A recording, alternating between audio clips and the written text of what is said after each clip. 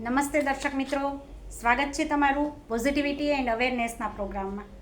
તો આજે આ કાર્યક્રમમાં આપણી સાથે છે ધોરણ 10નું રિઝલ્ટ આવી ગયા પછી એમાં જ્વલંત સફળતા મેળવનાર એક વિદ્યાર્થી, જે આપણને આ ધોરણ 10ની એક્ઝામમાં એમને સફળતા કેવી રીતે મળી અને આગળ અભ્યાસ કરતા વિદ્યાર્થીઓને આ બોર્ડ એક્ઝામ માટે શું ધ્યાન રાખવું એની ટ્રિક્સ અને ટિપ્સ જણાવશે.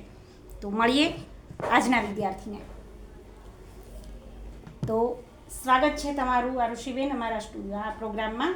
તો અમારા દર્શક મિત્રોને આપની સાથે વાત કરવી છે. ઓકે, તો આપણી સાથે આજના બોર્ડમાં જ્વલંત સફળતા મેળવનાર વિદ્યાર્થી છે આરુષિબેન મહેતા. તો સ્વાગત કરીએ એમનું, અને આજે આપણે એમના જ મોઢે એમની પાસેથી આ સફળતાની વાતો સાંભળીએ. તો આરુષિબેન, સૌપ્રથમ તો તમને ખૂબ ખૂબ કોંગ્રેચ્યુલેશન. અને તમારું શું પરિણામ આવ્યું છે અમારા દર્શકોને જણાવશો? મારે 96.94% આવ્યા છે. વેરી ગુડ, ખૂબ સરસ પરિણામ છે તમારું. પરિણામ ખરેખર ખૂબ આશ્ચર્યજનક છે અને વિક્રમજનક છે, તો એના માટે તમને શુભેચ્છાઓ. અને હવે તમે આ જે પરિણામ મેળવ્યું છે તો એની પાછળ તમે કેટલી મહેનત કરી છે, કેવી મહેનત કરી છે, અમારા આગળ અભ્યાસ કરતા વિદ્યાર્થીઓને પણ ખબર પડે એ માટે તમે તમારા સિક્રેટ જણાવશો? હા, તો સૌપ્રથમ તો તમે આ માર્ક્સ મેળવવા માટે કે આ પરિણામ મેળવવા માટે આખું વર્ષ કેવી રીતે મહેનત કરી હતી? ડેલી રિવિઝન કરવાનું, ટ્યુશન અને સ્કૂલનું જે પણ કરાયું એ ડેલીનું રિવિઝન કરવાનું, રોજનું રોજ કરવાનું. અચ્છા, બરાબર છે. અને બીજું તમે બીજી કોઈ એક્સ્ટ્રા એફર્ટ્સ કરી હતી, એક્સ્ટ્રા ક્લાસ કર્યા હતા કે એવી કોઈ એક્સ્ટ્રા એફર્ટ્સ તમે કરી? ના, રેગ્યુલર જે ટ્યુશન હોય એ જ. અચ્છા, ઓકે. એ સિવાય તમે કોઈ એક્સ્ટ્રા પ્રોડક્શનના વાંચન માટેના પુસ્તકો લીધા હોય કે એવું કશું? નહીં. અને સૌથી વધુ તમે શું વાંચવાનું પ્રિફર કરતા હતા? Text book. અચ્છા, સૌથી વધુ તમે ટેક્સ્ટ બુક વાંચી હતી, બરાબર છે. અને રોજનું તમે કેટલા કલાકનું રીડિંગ કરતા હતા? રોજનું પ્રિલિમ્સ પહેલાં 6-7 અવર્સ ચાલુ થઈ ગયું. અચ્છા, અને પ્રિલિમ્સ પછી? પ્રિલિમ્સ પછી પણ 1-2 કલાકનો વધારો થયો હતો એમાં. અચ્છા, અને આમ તમે પેપર સોલ્વિંગ બી કર્યા હશે? હા. તો અંદાજે તમે કેટલા પેપર સોલ્વ કર્યા હશે? 60 to 70. Very good. અને તમારા આમ તો મેઇન સબ્જેક્ટ કહેવાય, એમાં સારું ઊંચું રિઝલ્ટ હોય તો તમારા ટકાવારી આટલા સરસ હોય, તો તમારા સાયન્સમાં કેટલા આવ્યા છે માર્ક્સ ટોટલ? 99. ઓહ, વેરી ગુડ. સાયન્સમાં 99 એટલે ખરેખર અઘરો વિષય કહેવાય, ને સાયન્સમાં 99 હોય એટલે હવે તો તમારું ફાઇનલી ડૉક્ટર બનવાનું સપનું હશે? ના, હું કોમર્સ લેવાની છું. મારો ઇન્ટરેસ્ટ કોમર્સમાં છે. શું વાત કરો છો? તો તમને આ માર્ક્સ જોઈને તો લગભગ બધા એવું જ કહેતા હશે કે તમારે સાયન્સ લેવું જોઈએ. હા. એવું કોઈ પ્રેશર નથી કરતા તમને? સોશિયલ પ્રેશર લાગે છે કે લોકો કહેતા હોય કે સાયન્સ લો એવું? હા. તો પરિવારમાંથી કોઈ પ્રેશર ખરું કે સાયન્સ લેવું જોઈએ? ના. અચ્છા, ઓકે. તો તમારો પરિવાર શું કહે છે? તમે જ્યારે કોમર્સની વાત કરી તો પરિવારમાંથી કોઈનો ઓબ્જેક્શન હશે? ના.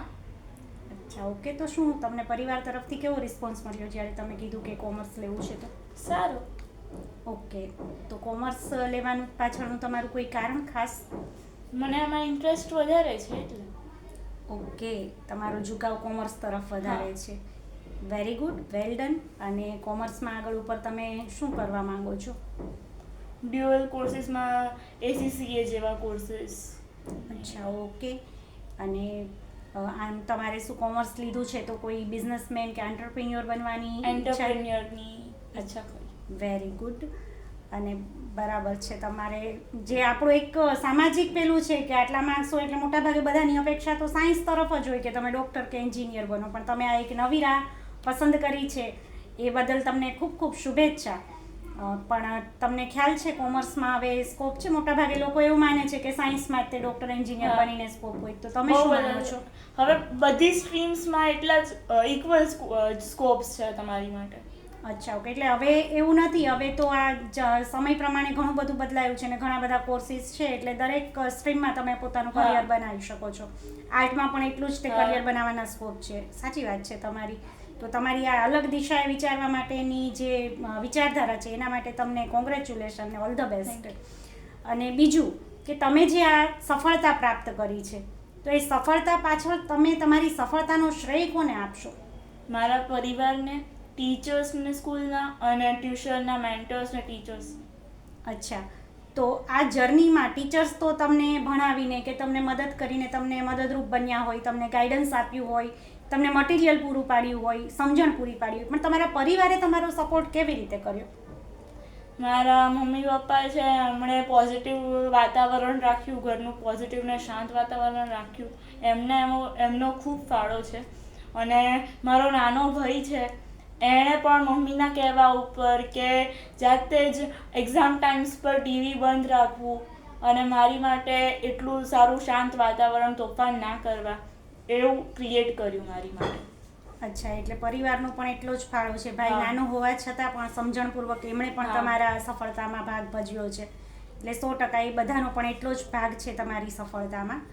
અને તમારા મધર તરફથી ક્યારેય તમને કોઈ પ્રેશર રહ્યું હોય કે કોઈ ખીજાવાનું કે એવું કંઈ કડકાઈ રહ્યું હોય એવું બન્યું છે? કડકાઈ તો રહી હતી. અચ્છા, તો એ તમને અત્યારે કેવું લાગે છે તમારું રિઝલ્ટ આવ્યા પછી? એ કડકાઈ કરી હતી એ સારી હતી તમારા માટે કે પછી ખોટી હતી? સારી હતી. અચ્છા, ઓકે. અને બીજું કે આ સફળતામાં જ્યારે તમારા પરિવારનો ફાળો છે એ તમે કહો છો, એ સિવાય બીજું એક મોટા ભાગે બાળકોની પાસે આજે સોશિયલ મીડિયામાં ડિસ્ટ્રેક્ટ થતા હોય છે, એમાં પણ મેં યુઝ નથી કર્યો મોબાઈલ. તો તમે- અત્યાર સુધી હું સોશિયલ મીડિયા અને મોબાઈલને યુઝ જ નથી કર્યો. Not possible. મારી પાસે It's મોબાઈલ true? નથી. It is true. Yes. Wow. એટલે અત્યાર સુધી તમારી પાસે મોબાઈલ નથી, એમ તમે સોશિયલ મીડિયા યુઝ નથી કરતા? ના. તો તમારી જે સફળતા છે એમાં એક ભાગ આનો પણ ગણી શકાય? હા. તમારા એજ્યુકેશનમાં અત્યાર સુધીમાં જે તમે સક્સેસ રહ્યા છો અને જે પણ તમે પરિણામ મેળવ્યું છે એમાં એક હિસ્સો આ તમે જે સોશિયલ મીડિયાથી દૂર છે એને પણ ગણી શકાય? હા. તો તમે શું કહેશો આજના યુથને કે એમણે સોશિયલ મીડિયાથી દૂર રહેવું જોઈએ? હા, બિલકુલ. અચ્છા, તો તમારી આ સફળતા બદલ તમને ખૂબ ખૂબ અભિનંદન પાઠવીએ છીએ અને આગળ પણ તમારી જે તમે લાઈન પસંદ કરી છે એમાં તમે સારામાં સારું પરફોર્મ કરો, 12મા ધોરણમાં પણ આનાથી પણ વધુ પ્રગતિ કરો અને તમે જે બનવા માંગો છો એ બનો. તમને તમારી મનમરજી મુજબ, તમારી ઈચ્છા મુજબનું ક્ષેત્ર મળે ને એમાં તમે સફળતાના શિખરે ચમકો એવી અમારી શુભેચ્છા છે. તો તમે અહીં પધાર્યા, અમારા દર્શકોને, અમારા વિદ્યાર્થીઓને જે ગાઈડન્સ આપ્યું, તમારા સિક્રેટ શેર કર્યા એ બદલ આપનો ખૂબ ખૂબ ધન્યવાદ. આભાર. You are most welcome.